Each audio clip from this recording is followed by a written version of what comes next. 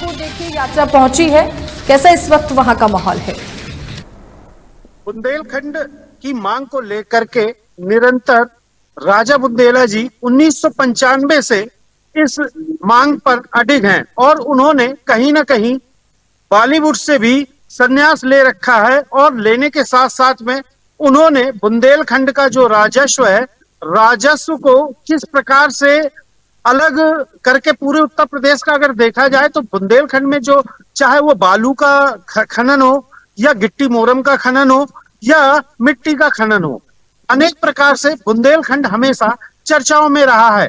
और उन चर्चाओं के साथ अगर देखा जाए तो बुंदेलखंड में को वो अलग करके एक समृद्ध राज्य का रूप देना चाहते हैं, जिसमें उत्तर प्रदेश के 7 जनपद और मध्य प्रदेश के 8 से 10, साथ ही साथ उन्होंने बुंदेलखंड के प्रत्येक गांव में जा जा करके गांव-गांव और पांव-पांव यात्रा करके गांव के जनता को, लोगों को, किसानों को वो जागरूक कर रहे हैं और इस मांग को, बुंदेलखंड की मांग को लेकर के वो सभी को जागरूक कर रहे हैं।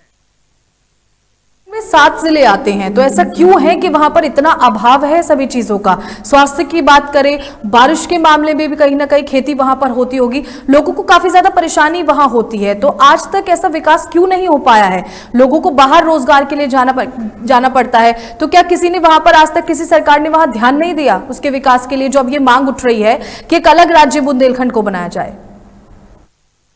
अगर देखा जाए तो उत्तर प्रदेश का जो बुंदेलखंड का एरिया है वो अपने आप में सबसे, अगर देखा जाए तो संपदा, जो खनिज संपदा है वो यहाँ पे अकूल रूप से है। चाहे एमपी का पन्ना ले लीजिए जो हीरे की खनन के लिए जाना जाता है, चाहे बुंदेलखंड में हमीरपुर जनपद ले लीजिए, ये बालू के खनन के लिए, बांदा जनपद ले लीजिए बालू के खनन के लिए, और बेशकीमती सजर पत्थर के लिए बांदा जाना जाता है जो खनन के माध्यम से ही निकलता है। और महोबा जनपद अगर ले लिया जाए तो यहाँ पर गिट्टी के लिए जाना जाता है, जो रेवड़ी छत में गिट्टी डाली जाती है उनके लिए। मतलब अगर महत्वपूर्ण स्थिति में देखा जाए खनन को लेकर के, तो उत्तर प्रदेश का जो बुंदेलखंड एरिया है वो पूरा राजस्व, पूरा यूपी से उतना राजस्व नहीं आ पाता है जितना सिर्फ बुंदेलखंड से आ पाता है। उसकी अपेक्षाकृत अगर देखा जाए तो बुंदेलखंड को उसकी अपेक्षाकृत सिर्फ खाली हाथ ही मिलता है, क्योंकि कारण यह है कि बुंदेलखंड जो भी एरिया बना हुआ है वहां पर राजस्व की कमी सदैव रही है, और राजस्व के साथ साथ में जो अगर रेवेन्यू आता है वो हर माध्यम में हमारा जनपद हो या बुंदेलखंड हो वो पूरी प्रकार से आगे नंबर 1 में रहता है, सिर्फ जमा करने के पर्पज से। जिस तरीके से देखिए यात्रा हमीरपुर पहुंची है, तो क्या एक रूट विजन लेकर चल रहे हैं जो यात्रा कर रहे हैं अध्यक्ष बुंदेलखंड संयुक्त मोर्चा के, वो क्या विजन लेकर चल रहे हैं कि अगर ये अलग राज्य बनता है तो यहाँ पर क्या कुछ सुधार किए जाएंगे या कैसी फैसिलिटी यहाँ पर मिलेगी, क्या कुछ विजन के साथ वो ये पांव यात्रा कर रहे हैं। जैसा कि राजा बुंदेला जी से जब हमने बात की तो उन्होंने ये बताया कि अभी जो चीज आ रहा है वो उत्तर प्रदेश का एरिया आ रहा है, जिसका पूरा बेनिफिट हमारे बुंदेलखंड वासियों को नहीं हो रहा है, क्योंकि बुंदेलखंड का वासी अभी जैसे वर्तमान में देखा जाए तो प्यासा है, या कह सकते हैं कि पानी के अभाव से जूझता है, बरसात में अधिक बाढ़ से जूझता है। मतलब जो सरकारी सुविधाएं बुंदेलखंड के लिए चाहिए होती हैं वो चीजें कहीं ना कहीं कम है।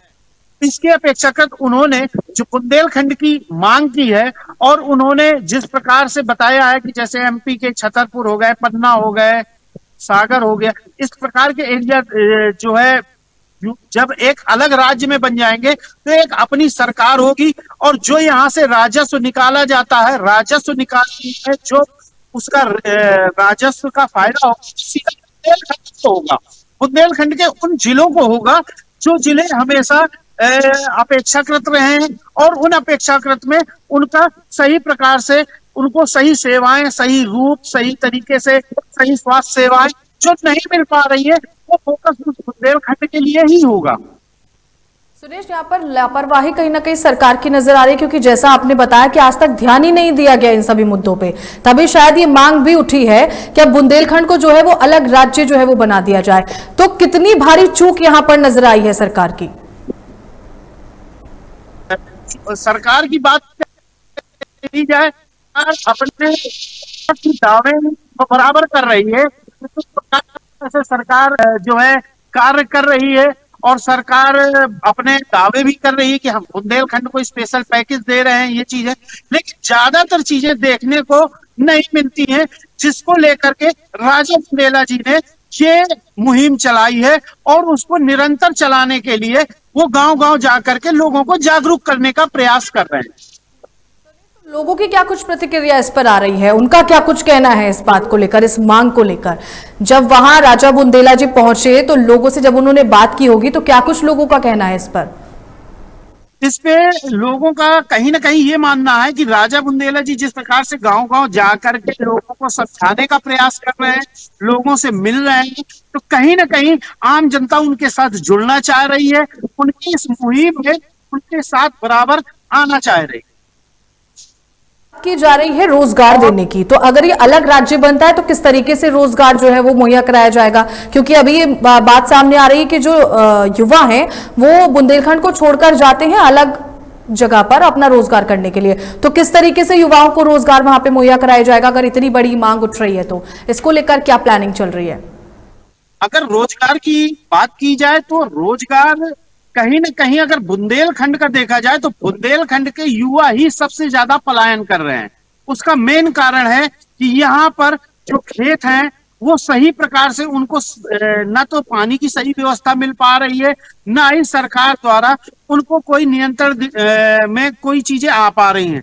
और रही बात बुंदेलखंड में खनन को लेकर के दूर दूर से अन्य कंपनियां हावी हुई हैं और यहाँ के रोजगार के लिए अगर देखा जाए तो हमीरपुर जनपद एक बहुत बड़ा इंडस्ट्रियल एरिया में आता है। जो इसके निकट भरुआ सुमेरपुर है वो बहुत बड़ा इंडस्ट्रियल एरिया है।